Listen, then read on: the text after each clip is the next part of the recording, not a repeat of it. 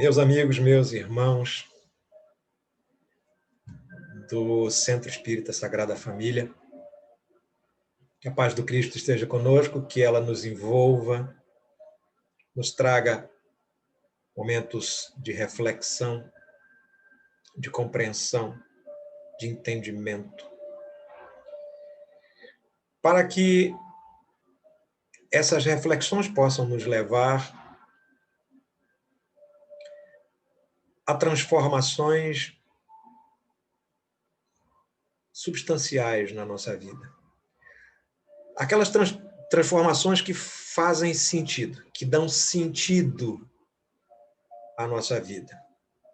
E que, portanto, ampliam a nossa capacidade de perceber as coisas, de entender o mundo, entender a nós próprios e melhorar a forma como nós nos relacionamos com esse mundo e com essas coisas. Toda a palestra espírita, ela deve nos levar a essa reflexão e deve, ao menos, propor essa transformação que se dá aos poucos, é verdade, mas é tão necessária e às vezes é tão urgente. Então, que esta mensagem ela seja capaz de levar a todos nós, a mim em particular, esses momentos de reflexão que fazem sentido às nossas existências. E o tema que nós trazemos à reflexão, né, nestes breves instantes, ele está posto no capítulo 17 de O Evangelho segundo o Espiritismo, que tem o título Sede Perfeitos. E eu escolhi esse tema, até por recomendação, por sugestão, de uma amiga nossa, que é trabalhadora do Sagrada Família,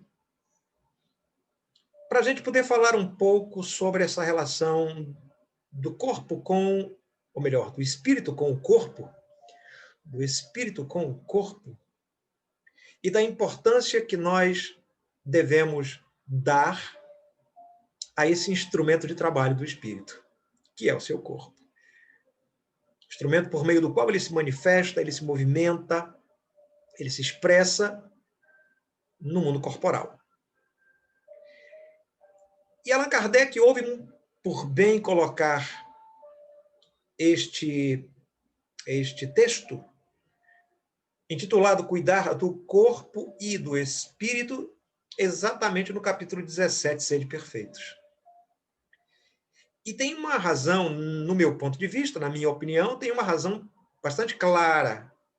Pode ser que ele tenha encontrado outras razões, mas essa me parece bastante clara quando nós examinamos o contexto da doutrina espírita. Porque na questão 132 de O Livro dos Espíritos, quando Allan Kardec questiona sobre o objetivo da encarnação, questão 132, os espíritos respondem que Deus nos impõe a encarnação para fazer com que nós cheguemos à perfeição. Então, as encarnações são necessárias para que nós atinjamos um dia, ainda muito distante, é verdade, mas um dia atinjamos a perfeição. Entretanto, a resposta se segue dizendo, mas para atingir essa perfeição é necessário experienciar, experimentar, sofrer, numa determinada versão, sofrer todas as vicissitudes da existência corporal. Eu disse todas as vicissitudes. Todas não são algumas, todas são todas. Logo, nós precisamos experimentar, experienciar tudo aquilo que a vida corporal pode nos oferecer de experiências, de vivências. E não são as vivências apenas felizes, aquelas que trazem satisfação, contentamento. Não. As vivências infelizes, as difíceis, as que trazem algum tipo de sofrimento ao corpo ou ao espírito, para que o espírito possa extrair daí, dessa experiência, lições que vão lhe proporcionar uma escalada, uma subida dentro da sua escala de progresso, da sua escala evolutiva.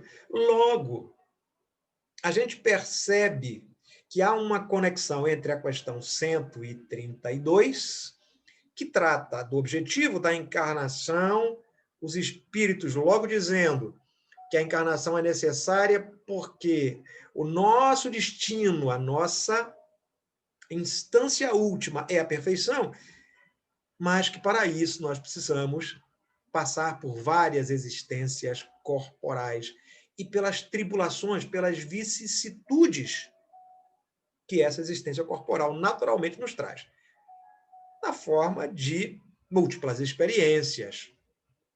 A doença é uma delas. A doença é uma delas. E nós, nestes dias de novembro, estamos aí diante de uma campanha, que é a campanha do Novembro Azul, falando de uma doença que acomete parte da população masculina do nosso planeta Terra. Não só no Brasil, mas no mundo, que é o câncer da próstata. As enfermidades da próstata de maneira geral, não apenas o câncer, existem outras. Mas o câncer, sobretudo, porque essa é mais grave, porque essa tem sido causa de morte de muitos homens que não se permitem, que não se deixam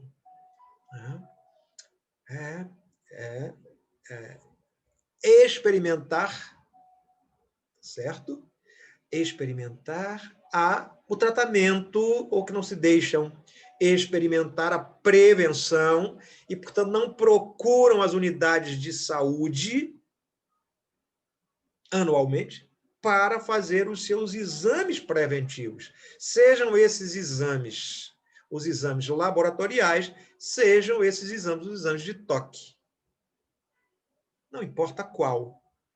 O importante é que o médico vai dizer qual o exame mais adequado, a fim de verificar se a próstata está em condições ideais e, portanto, se há necessidade de iniciar um tratamento, normalmente medicamentoso ou pouco invasivo, ou se já há uma inflamação em estágio mais avançado, alguma coisa que realmente preocupa, portanto, vai exigir um tratamento um pouco mais severo. Mas não importa, o importante é que nós nos abramos para essa possibilidade de prevenir aquilo que pode ser um sofrimento inútil, um sofrimento perfeitamente evitável do ponto de vista corporal e, às vezes, espiritual, porque a doença acaba se refletindo no espírito. A doença que é do corpo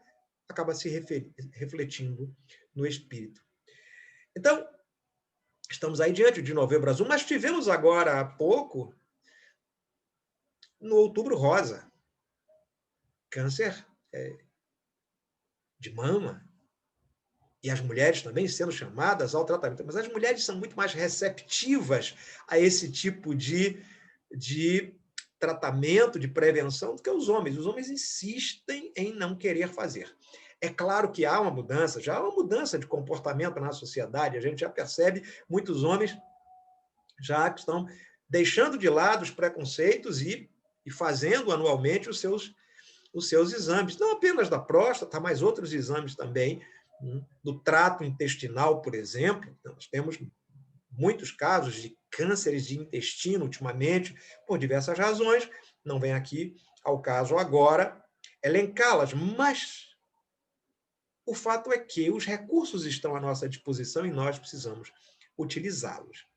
E existe uma razão, aliás, antes de falar No capítulo específico, lembrei o Outubro Rosa, quero lembrar também do Setembro Amarelo. Porque o Setembro Amarelo não é o descuido em relação ao corpo. Não é o descuido, o descaso, a indiferença em relação ao valor do corpo. Mas é a própria aniquilação do corpo por aqueles espíritos que, no momento de perda absoluta da sua lucidez, se deixou entregar por um caminho sem volta, se deixou enveredar por um caminho sem volta, se deixou entregar a uma solução bastante questionável do ponto de vista do espírito, porque chegando no mundo espiritual, o espírito do suicida descobre que não morreu, portanto, uma solução ineficaz, do ponto de vista espiritual, absolutamente ineficaz, o aniquilamento do corpo através de um golpe, através de uma substância qualquer. Então, nós temos esses 3 meses aí em sequência, setembro, outubro e novembro, mostrando para nós a importância de cuidar do corpo. E nesta mensagem do Espírito Jorge, esse espírito protetor, essa mensagem que foi ditada em Paris em 1863, ano antes da edição de O Evangelho segundo o Espiritismo, que é de abril de 1864, ele vai dizer algumas coisas que são muito importantes, eu destacaria algumas delas, para que a gente pudesse compreender essa relação do espírito com o corpo e de como isso afeta a nossa existência, a nossa encarnação, inclusive para outras encarnações. Ele vai dizer que o corpo influi de maneira muito importante sobre a alma. Esse é um ponto que nós precisamos destacar e entender. O corpo influi de maneira muito importante sobre a alma, a ponto de alguns espíritos dizerem que o corpo é uma prisão, é uma gaiola para a alma, porque o corpo limita a liberdade da alma. É verdade que prisão aqui tem um certo sentido, precisamos entender. A alma prisioneira do corpo, nem por isso ela deixa de se manifestar, nem por isso ela deixa de se expressar, nem por isso ela deixa de ter a liberdade de fazer escolhas. A questão é que essa liberdade está limitada. E os limites dessa liberdade são estabelecidos pela encarnação, pelo esquecimento do passado e pela impossibilidade de o espírito conhecer nesta encarnação aquilo que foi em outras encarnações, em encarnações anteriores, salvo raríssimos casos, né, quando isso se dá por meio do tratamento.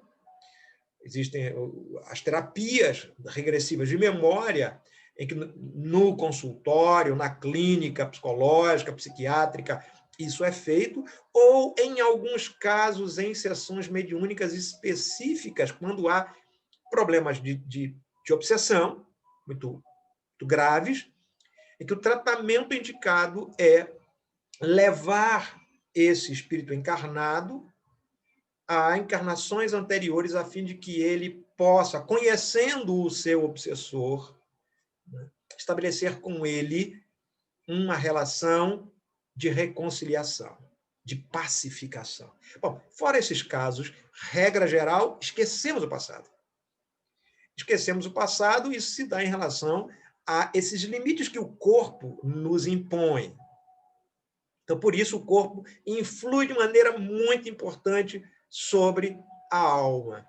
E ele diz, para que a alma cativa do corpo chegue mesmo a conhecer as ilusões da liberdade, tem este que estar sã, disposto, forte. Então, vejam a relação que o Espírito Jorge estabeleceu entre a saúde corporal e um certo grau de liberdade que a alma pode dispor. Então, ele diz, chegue mesmo a conceber as ilusões da liberdade, tem esse que estar são, disposto e forte. Porque um corpo que não está saudável vai exigir um esforço muito grande da alma para vivenciar essa experiência da enfermidade corporal, de uma limitação corporal. A alma, portanto, ela vai ficar muito mais aprisionada ao corpo doente do que ao corpo saudável, dado que ela terá muito menos preocupações com o corpo saudável e poderá cuidar de si mesma. Ela poderá se utilizar desse corpo saudável para expressar-se na vida corpórea de maneira a viver experiências enriquecedoras, ao ponto que o corpo doente vai exigir da alma um gasto energético, uma energia que ela poderia dispor de outra forma. Óbvio que a doença também é uma vicissitude e que a doença também é uma experiência bastante válida do ponto de vista do crescimento espiritual daquele espírito. Mas muitas vezes, uma doença que ele adquiriu, que o próprio espírito adquiriu em razão dos seus excessos, em razão da sua imprudência, em razão da sua negligência, podem comprometer, de alguma forma, a sua existência. O programa que esse espírito elaborou antes de reencarnar. Porque ele vem com uma programação, ele não veio para atrair aquela enfermidade, para contrair aquela enfermidade, isso não estava no seu programa, e de repente, por um abuso, por um excesso, por uma negligência, por uma imprudência, ele pode contrair aquela enfermidade ou aquela limitação e, com isso, prejudicar irremediavelmente a sua programação nesta existência. E, às vezes, terá de vir noutra para completar aquilo que deixou de fazer. Então, essa observação do Espírito Jorge, muito importante. Agora, ele vai perguntar como, então, encontrar o equilíbrio entre as aptidões da alma, quer dizer, aquilo que a alma veio construir, veio realizar e trouxe a este mundo como aptidões, né? E as necessidades do corpo, que às vezes são tão diferentes. Então, como encontrar esse equilíbrio na relação espírito-corpo? Como é que nós encontramos o equilíbrio? Ao qual nós temos que dar mais atenção? Cuidar mais do corpo, cuidar mais do espírito, cuidar de ambos na mesma proporção? O que fazer? Essa é uma questão muito interessante, muito intrigante, e que o Espírito Jorge acaba fazendo, formulando essa questão no bojo da sua mensagem. Como é que nós podemos equilibrar essa relação? Acho que entender isto é um momento um instante de sabedoria para o espírito, né? É o exercício da sabedoria para o espírito, porque exige mais do que razão, exige sentimento, exige sabedoria. Porque atender às necessidades do corpo, preservando as aptidões, preservando os interesses da alma, os interesses de crescimento espiritual. Isso é muito importante. No mundo em que um modelo consumista, um modelo materialista consumista, absorve boa parte do nosso tempo, ditando as necessidades corpóreas, que são, na maioria das vezes, factícias, como dizem os espíritos. São as necessidades factícias, né? Essas que são aparentes ou que são irreais, são essas que atravancam, que atravessam na nossa marcha evolutiva e criam empecilhos ao nosso crescimento. Porque essas necessidades são ilusórias e nós dispensamos boa parte da nossa energia para atender essas necessidades e esquecemos das necessidades do espírito, que são as reais. São aquelas que vão nos levar a um patamar evolutivo melhor do que o que nós nos encontramos hoje. Satisfazer as necessidades do corpo é bom como uma ferramenta, como um instrumento de evolução, mas nunca como a evolução em si mesma, porque o corpo perece, o corpo é impermanente, o corpo vai desaparecer. E tudo que nós fizermos para mantê-lo vivo, atuante, forte, disposto, tudo isso terá um fim um dia. Na degeneração celular. Porque isso é biológico, é do princípio biológico, isso é da lei, que um dia esse corpo vai morrer, vai depauperar, vai perecer. Mas o espírito precisa sair dele melhor do que quando chegou. E essa é a sabedoria da vida. É o espírito viver essa existência corporal e sair dele muito melhor do que quando é que chegou. Porque melhor, a rigor, todos sairemos. Né? Ninguém vai estacionar por completo. Algum nível de progresso nós vamos fazer, mas é preciso sair melhor, ou seja, é preciso aproveitar ao máximo essa existência corpórea. E essa é a sabedoria. Mais do que a razão, é sabedoria. Sabedoria. Porque a sabedoria é colocar razão e sentimento lado a lado. Então, para equilibrar é muito complicado. E aí, dois sistemas, diz Jorge, dois sistemas se confrontam, se defrontam. Dois sistemas. Isso ele disse naquela época. Mas é possível transferir o que disse o Espírito Jorge em 1863, nesta mensagem, para os dias atuais. De alguma forma, é possível transferir. Porque ele vai dizer, há dois sistemas. O primeiro sistema, daqueles que defendem, perdão, daqueles que defendem o aniquilamento do corpo, a indiferença em relação ao corpo, a maceração do corpo. Tá? Então, o aniquilamento do corpo. Desprezo ao corpo. Porque o corpo seria algo que, inclusive, atrapalha o crescimento do espírito. Então, esse corpo precisaria ser macerado, precisaria ser constrangido, precisaria ser rebaixado para que a alma pudesse crescer. Esse é um sistema. E há muitos que defendem esse sistema. Ou defendiam à época da mensagem de Jorge. E há outro sistema, dos que pregam, e esse é o sistema defendido pelos materialistas, naturalmente, o sistema dos que pregam o rebaixamento da alma. Uns pregam o aniquilamento do corpo, outros pregam o rebaixamento da alma. A alma não tem a menor importância. Vivamos para o corpo, vivamos para os prazeres corporais, vivamos para esta vida, defendem os postulantes deste sistema.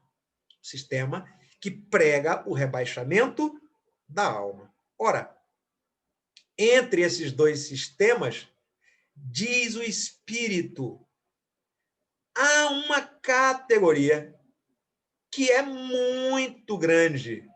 Ele diz uma numerosa tribo, muito grande, dos que pregam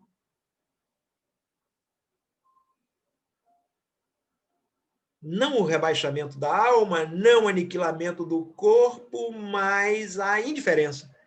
Ele diz, há uma numerosa tribo dos indiferentes.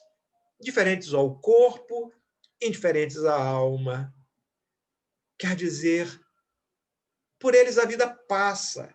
Eles não dão a menor importância nem ao corpo, nem à alma, não cuidam nem de um, nem da outra. Por isso, a vida vai passando, de modo que, para essa numerosa tribo, o que importa mesmo é aproveitar a vida com o que ela nos oferece.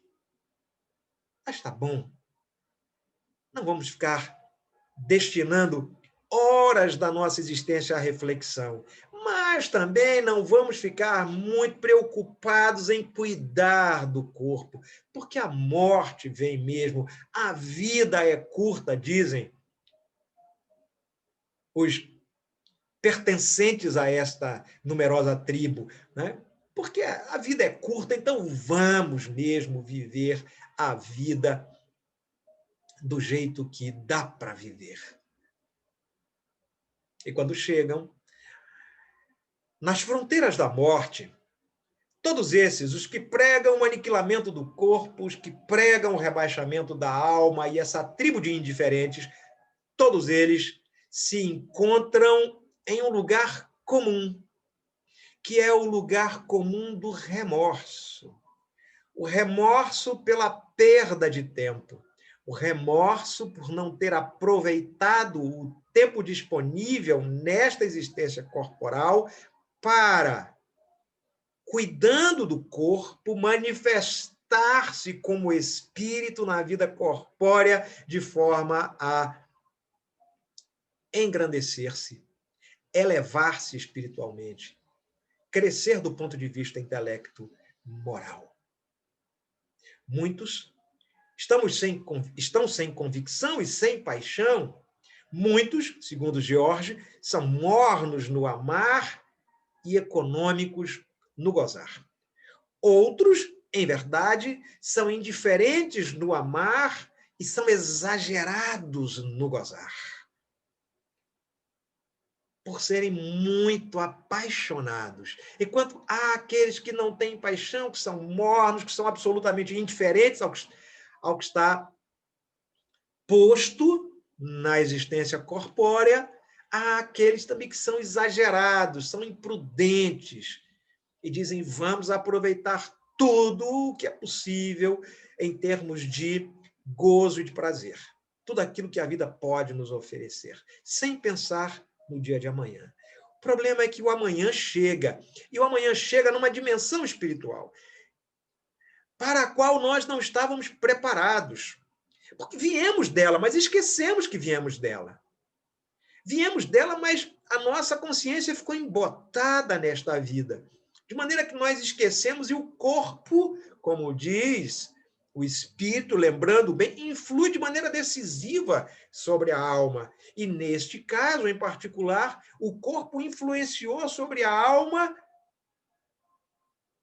de alguma forma, obliterando ou criando em torno do espírito uma espécie de uma barreira, de um muro que o impedia de perceber a realidade espiritual à sua volta, ainda que ele estivesse no plano dos encarnados, porque a realidade espiritual está aí, à nossa volta, mesmo que nós estejamos vivendo a experiência corpórea. Todos os dias nós temos oportunidade de perceber isto. E durante o sono, quando o espírito se desdobra parcialmente, deixa o corpo, esse casulo, essa gaiola, essa prisão que o mantém cativo durante 16 horas, e durante 8 horas se desprende e vai para a dimensão espiritual, conviver com outros espíritos, receber instruções, ou aqueles de categoria ainda mais baixa. Buscar os sítios, os lugares com os quais eles se afinam na busca dos mesmos prazeres que buscavam na Terra, ou que buscam na Terra, no presente. Então, dependendo do nosso pensamento, no desprendimento através do sono, nós vamos buscar aquilo que é do nosso interesse. Continua sendo assim no mundo espiritual. O nosso interesse do lado de lá não muda simplesmente porque o espírito está desprendido da matéria parcialmente. E, nesse caso, 8 horas que o sono nos reserva, que deveria ser para o nosso aprendizado, para que nós voltássemos à vida ativa, à vida física, trazendo todos os dias essas lições do mundo espiritual para aplicá-las na Terra, não fazemos isso. E preferimos viver no mundo espiritual experiências muito semelhantes às que vivemos na Terra. Ora, a ciência de viver na vida física está em cuidar de ambas as instâncias. Cuidar do corpo para que o espírito possa se valer dele de maneira adequada, apropriada, mas também cuidar do espírito, e sobretudo do espírito, para que ele possa despertar a sua consciência. E quando a consciência desperta, ampliar os limites dessa mesma consciência. Já com a consciência desperta, nós podemos ampliar os limites através das reflexões diárias, da oração diária, do estudo diário. Páginas e páginas que nós podemos utilizar para fazer a nossa reflexão diária, cuidando do espírito, ao mesmo tempo que nos dedicamos a cuidar do corpo, fazendo aquilo que a medicina nos orienta a fazer, nos alimentando dos alimentos que são saudáveis e que permitem a manutenção dessa máquina corporal dentro de uma perspectiva saudável. É assim que nós mantemos esse equilíbrio na relação espírito-corpo. Porque nós sabemos que esse corpo vai perecer um dia. Nós sabemos que desde o momento em que nós entramos nesta vida e que esse corpo começa a se transformar, passando pela infância, né, pela adolescência, depois maturidade, ele vai no processo de envelhecimento, perdendo do seu vigor, na medida em que as suas células vão perdendo energia, o que é processo natural, mas o espírito ganha com isso, porque cada vez que o corpo exige menos dele, no processo da maturidade psicológica, já na maturidade psicológica, quando nós estamos livres de todos aqueles acessórios que a vida corpórea nos impõe, o que eu chamo de acessórios, todos aqueles problemas que são ocasionais, que são circunstanciais da vida corporal, a luta pelo emprego, a luta pela manutenção da vida, né? a luta pela manutenção da nossa casa, a luta pela manutenção da saúde. Quando chega numa fase em que nós já não estamos mais tão preocupados com esses fatores que foram ficando para trás, nós agora damos uma atenção maior à nossa alma.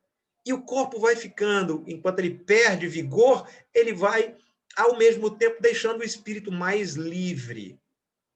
E é nessa fase que nós chamamos de velhice, que o espírito, então, ele pode já ir se preparando para o seu retorno ao mundo espiritual. Quando chegamos nessa fase, quando não está na nossa programação sair da vida corporal antes, ou quando nós, pela nossa imprevidência, pela nossa desatenção e falta de cuidado com o nosso corpo, não abandonamos o corpo antes do tempo programado, naquilo que André Luiz trouxe para nós, e os espíritos bem disseram em O Livro dos Espíritos, chamando de suicídio indireto.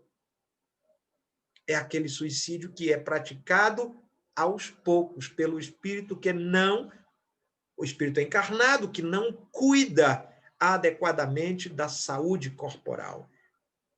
Ao contrário, ele vai fazendo a ingestão de alimentos e ele vai estabelecendo certos comportamentos que vão aniquilando o corpo aos poucos. Em vez de aniquilar de um único golpe, aniquila o corpo aos poucos. E aí, quando chega na vida espiritual, de novo, o remorso. O remorso por não ter aproveitado adequadamente o tempo que lhe foi destinado por Deus. Por Deus. Porque desatender as necessidades do corpo, desatender as necessidades da própria natureza corpórea, dessa existência que é absolutamente necessária ao nosso processo evolutivo, desatender a essas necessidades, desatender a lei de Deus, conforme nos esclarece o Espírito Jorge nesta mensagem, cuidar do corpo e do espírito. É desatender as leis de Deus, porque Deus nos deu esse corpo para que nós o preservássemos. E se nós caminhamos na direção contrária, nós estamos contrariando a lei do Criador. E é bom, então, que nós despertemos para esta situação em que nos encontramos de absoluta desobediência à lei de Deus e voltemos a cuidar e a preservar o nosso corpo, porque ainda há tempo para isso. Se nós estamos agora em regime de exagero, se nós estamos agora de alguma forma viciados, seja na comida, seja na bebida, nos excessos de toda a ordem, nos excessos da atividade física, não é? Buscando a beleza estética sem se preocupar com a beleza espiritual, beleza do espírito, é preciso que nós paremos um pouco, reflitamos em qual o verdadeiro sentido da nossa existência, não apenas a corpórea, mas a existência espiritual, e revertamos esse processo. Mudemos de atitude, dispensando um tempo para cuidar do corpo, mas tempo maior para cuidar da nossa alma. Isso porque o próprio Cristo nos advertiu e vem nos advertindo ao longo de todos esses séculos, através do seu evangelho, de que nós deveríamos dar mais atenção às coisas espirituais. Nós deveríamos cuidar primeiro do reino de Deus. E tudo mais nos seria dado por acréscimo. É evidente que as oportunidades nos são dadas por acréscimo. Nós precisamos do esforço e da vontade para aproveitá-las. Na vida corpórea, na vida espiritual, é claro. Quando Jesus disse que todas as coisas serão dadas por acréscimo, ele não está esperando que nós cruzemos os braços e não façamos qualquer tipo de esforço para a obtenção do pão de cada dia, dos recursos materiais que são necessários à nossa sobrevivência. Ele só está lembrando para nós que tudo isso vai passar. E que se nós dermos mais atenção às coisas materiais do que às coisas espirituais, é possível que cheguemos no regresso à vida espiritual de malas vazias, cheias de recursos materiais, mas vazias de recursos espirituais. E nas alfândegas da morte, como diz o Espírito Emmanuel, numa de suas lições, Nas Sendas do Mundo, é o título desse capítulo, de Emmanuel, Nas Cenas do Mundo, do livro Estude e Viva, em que ele vai dizer, nas alfândegas da morte, todos esses bens que nós acumulamos ao longo de muitos anos serão confiscados. E no sistema contábil do universo, só os bens espirituais, só aquilo que nós fizemos em termos de crescimento moral e espiritual é que vai importar. Porque os bens materiais eles deveriam ter sido utilizados apenas com o fim de atingirmos esse objetivo, que é do crescimento espiritual. Eles têm uma finalidade importante, mas não é a finalidade última. Esses bens materiais, assim como o corpo, não são um fim em si mesmos, porque o fim em si mesmo é o espírito. E o objetivo maior do espírito é atingir a perfeição, é crescer espiritualmente todos os dias da sua existência. Mas há muitos que dizem que Jesus, ao dizer isso, estava, de alguma maneira, e a própria forma como ele desencarnou, demonstrando que ele estava passando a mensagem de que o corpo não era importante. E que nós deveríamos voltar toda a nossa atenção para a vida espiritual, o que não é verdade. Ao dizer isso, ele estava querendo dizer aquilo que os espíritos mais tarde reafirmaram, de que nós Precisamos dar mais atenção às coisas espirituais, porque a vida verdadeira é a espiritual. Porque na Terra nós estamos em estágio de provas, mas a vida verdadeira é a espiritual. Nesse campo de provas, nós precisamos do corpo saudável. Neste campo de provas. E saudável também não quer dizer só ausência de doenças, porque muitas vezes um corpo que traz uma determinada enfermidade está mais saudável do que aquele que aparentemente aos nossos olhos é completamente saudável. Porque muitas vezes este corpo que traz a enfermidade serve muito mais ao espírito para o seu crescimento do que aquele corpo aparentemente saudável que nós temos a impressão de que é indestrutível, de que aquele ser humano não vai ser atingido por nenhuma enfermidade, não vai ser atingido por nada que possa aniquilar o seu corpo, dada a robustez. Mas muitas vezes é um corpo que não está servindo adequadamente ao crescimento do espírito, porque o espírito destina muito mais atenção a ele do que a si próprio, do que ao próprio crescimento. Então, dizendo isso, a gente precisa lembrar de Jesus nas curas que fez. Se não desse ele importância à existência corporal, ele não teria feito as curas que fez. Porque ele sabia que aquele espírito encarnado, de cujo corpo ele curava, ele sabia que aquele corpo ainda seria importante para o que o espírito faria a partir dali, para a sua própria regeneração moral. Porque ele dizia, vai, não peques mais. Vá, continue vivendo as experiências corporais, da vida material, mas de futuro eu aconselho, não peques mais.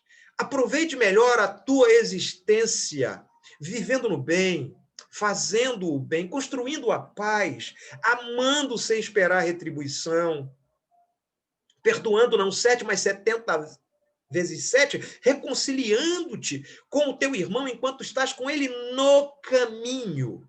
E no caminho quer dizer no caminho do plano físico, não é no caminho da vida espiritual. Porque naquela época, e Jesus se utilizando dos elementos culturais da época, como era uma época que se caminhava muito pelas estradas, não tinha carro e poucos tinham até o animal, eles iam a pé. E indo a pé, tinham a oportunidade de conversar um com o outro. Eles cruzavam pelos caminhos. E ao cruzarem pelos caminhos, eles tinham a oportunidade de reconciliar-se. Andando, longas e longas caminhadas, eles tinham tempo para refletir e dizer, olha, aquilo que eu te fiz ontem, esquece. Por favor, esqueça. Eu te peço perdão. Eu busco, neste momento, a reconciliação. Então, este Jesus, que valorizava tanto a vida espiritual, que nos chamava a atenção para a necessidade dessa entrega aos valores espirituais, é o mesmo Jesus que valoriza a vida corporal, porque cura leprosos, porque cura cegos, porque cura surdos que não ouviam, porque cura coxos, os paralíticos, e cura também os endemoniados, quer dizer, aqueles obsidiados daquela época, todos aqueles que traziam marcas da obsessão severas, gravíssimas. E estava ali o mesmo Jesus, cuidando do espírito e cuidando do corpo. Esta é a grande lição que o mestre nos deixa neste capítulo de cuidar do corpo e do espírito.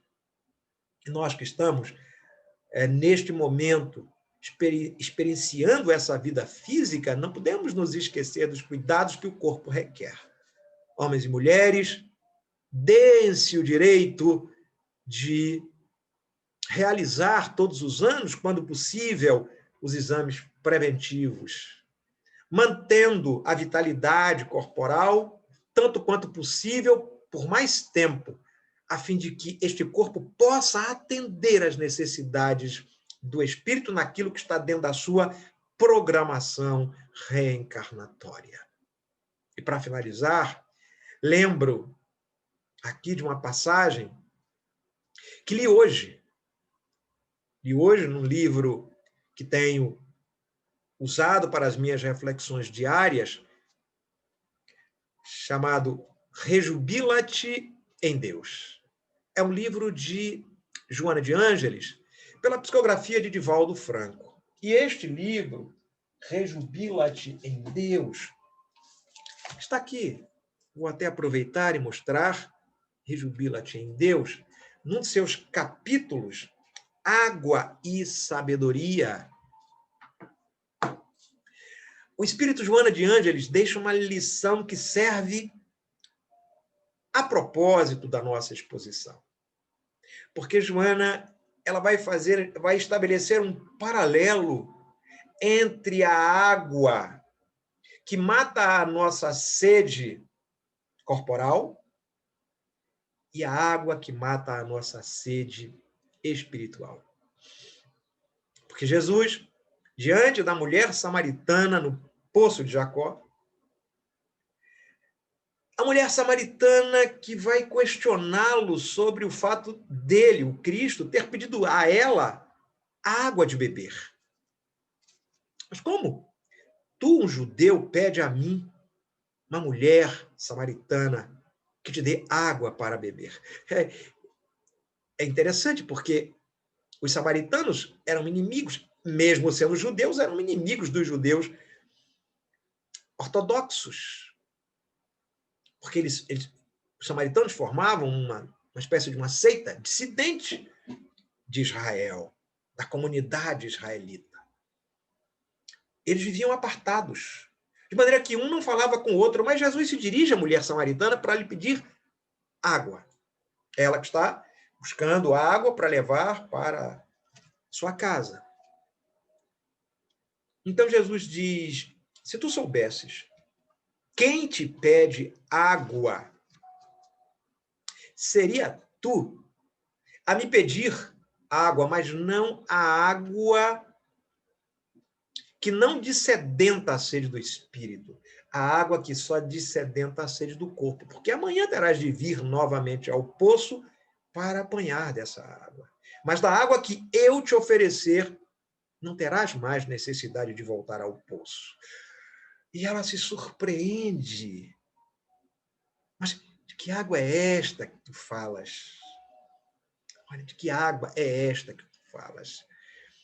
Então, Joana, estabelecendo um paralelo, ela vai dizer, cuideis de buscar a água que dessedenta a sede fisiológica, a sede do corpo. É importante manter esse corpo ativo, mas buscai, sobretudo, esta água que dessedenta a sede do espírito, que está sequioso, está com sede, está sedento de uma transformação, que lhe possa conduzir a lugares mais elevados, de modo que ele observe, perceba os seus problemas e a sua vida de outra forma, de modo que ele possa trazer elementos novos, absolutamente novos para a solução desses problemas, porque os elementos antigos de que ele dispunha já não são suficientes. E quem nos dá esses novos elementos é Jesus. É desta água que nós estamos falando, que deve dessedentar a sede do espírito, de maneira a tornar o espírito capaz de viver a vida em plenitude. Porque enquanto ele estiver sedento dessas informações, enquanto ele estiver sedento dessa transformação, ele sofre. Porque ele não sabe mais encontrar a solução para os problemas que o acometem na atualidade, numa sociedade cada vez mais complexa, cada vez mais, eu diria, complicada, cada vez mais exigente, cada vez mais senhora de padrões que nos esmagam, que nos comprimem.